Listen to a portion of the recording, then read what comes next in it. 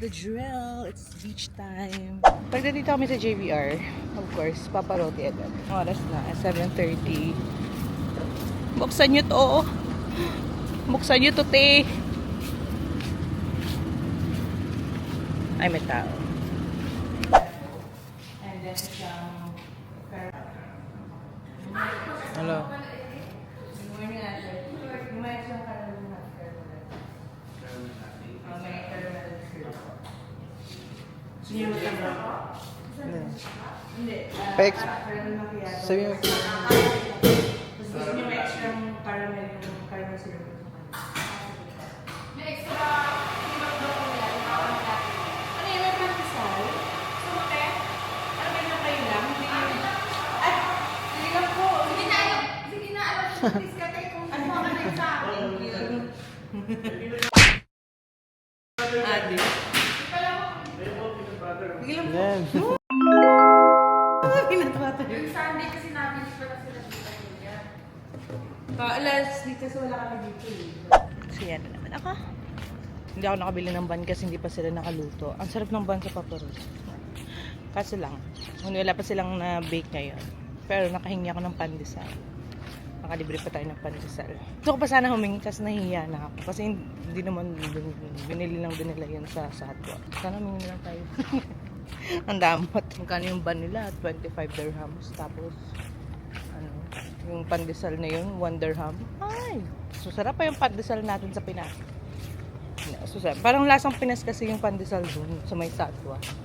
Kaya, so happy. Sobra talaga yung pagka-addict ko sa bread lately. Yung isang malaking loaf bread. Isang araw lang sa amin dalawa ni Jordan.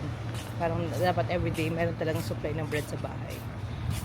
Kaya, it's not healthy. Pero, yun yung hinahanap ng katawan. At hindi lang ako naghahanap nun. Ito. Alam mo, maganda din naman. Hindi sinasabing maganda. So, eto na, magsusiming na kami ni Jordan. Alam niyo na.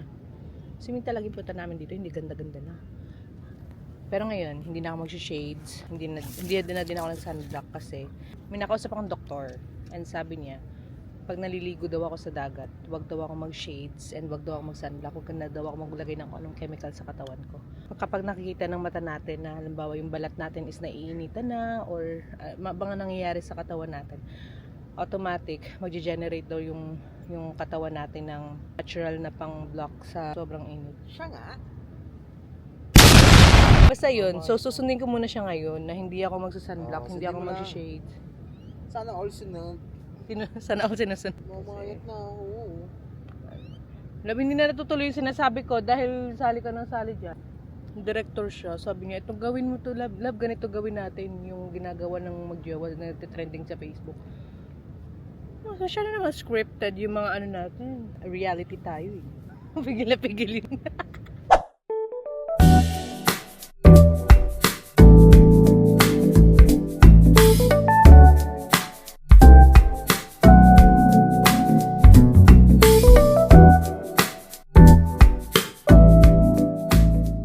So we're done. We're done swimming. Hindi na kami nakain. Wala palang bukas na restaurant. Sobrang init na talaga dito sa Dubai.